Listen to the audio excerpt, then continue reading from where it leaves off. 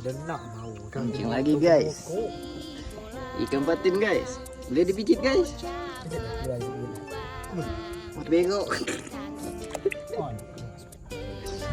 Wah, gak ada air. Kolam ada kolam. Kolam. Iya, kolam. Kolam yang kadang kita mancing belakang mana. Iya.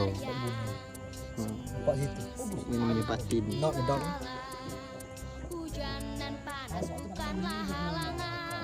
Jangan lagi.